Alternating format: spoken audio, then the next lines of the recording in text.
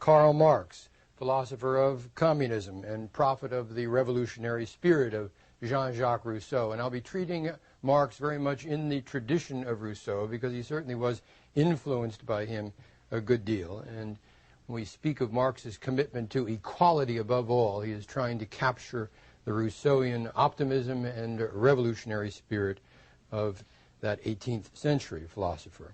Marx was born in 1818 in Germany. He was educated at the universities of Bonn and Berlin, where he eventually received his PhD in philosophy. His family was relatively affluent. His father was a lawyer, and so keen on the successful practice of his law that he converted. His father converted a year before Karl was born from Judaism to Lutheranism because he thought that that conversion might help his law practice in this small town in Germany where he was. So Marx himself, following his father's example, seemed destined for a career in law, or at least in academics with a PhD in philosophy.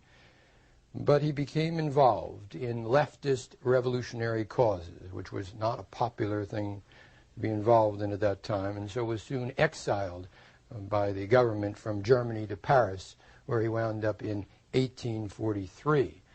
And then in 1848, after having made himself unwelcome in Paris and a couple of other cities on the continent, he was finally exiled to London, the place where he could be. His father's example seemed destined for a career in law, or at least in academics with a PhD in philosophy.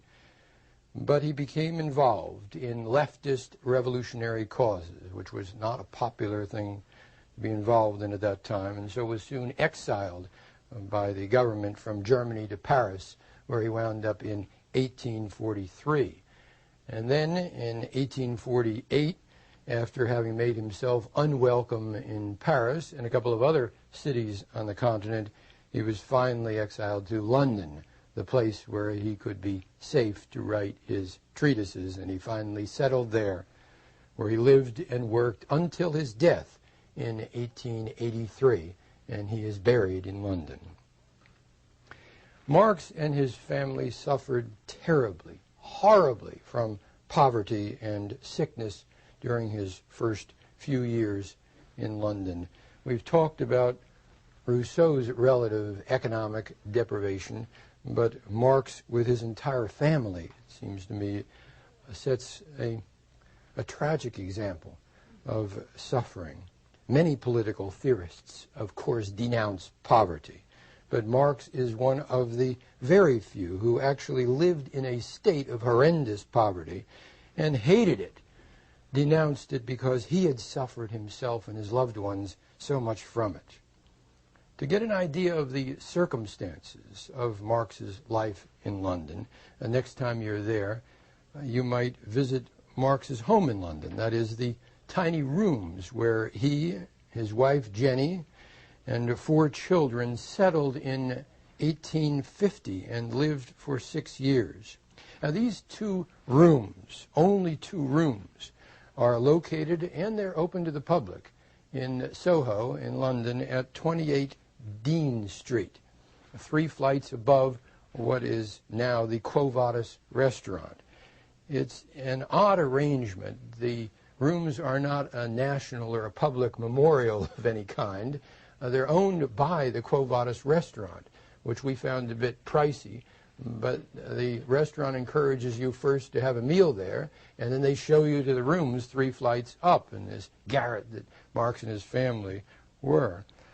The rooms then still exist there as they did then, and they convey to some extent the reality of how little space this family had, and with some imagination one can, I think, sense the toll taken on them by disease and cold, as what Marx and his wife saw 3 of their children die in London.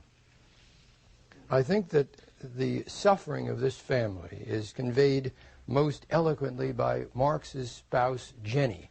Jenny, whose maiden name was von Westphalen, came from a Gentile family, a well-to-do family, And both sides, Marx's family and Jenny's family, vehemently opposed their relationship, but they married anyway. And Jenny stuck with him bravely, well-educated and eloquent in her diary. She wrote this about their life on Dean Street. In the spring of 1852, Carl wrote his 18th Brumaire, one of his great works, and it was published in New York. He wrote the book in our small Dean Street apartment amidst all of the noise of the children, the turmoil of the household, and above all the pain of the environment. In March, I finished copying out the manuscript. Well, that was one of Jenny's jobs as the spouse of Dostoevsky. Also copied out most of his manuscripts. She finished copying out the 18th Brumaire, and it was sent off. But it didn't appear in print until much later, and when it did, it brought in next to nothing. At Easter 1852, our poor little Francisca, 1 year old, fell ill with severe bronchitis.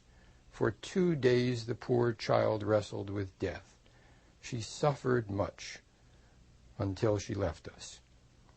Her little lifeless body rested in the small back room. We all wandered out into the front room after she died, and when night fell, we made our beds in the floor, and the 3 living children lay with us, and we wept for this little angel who lay cold and lifeless nearby.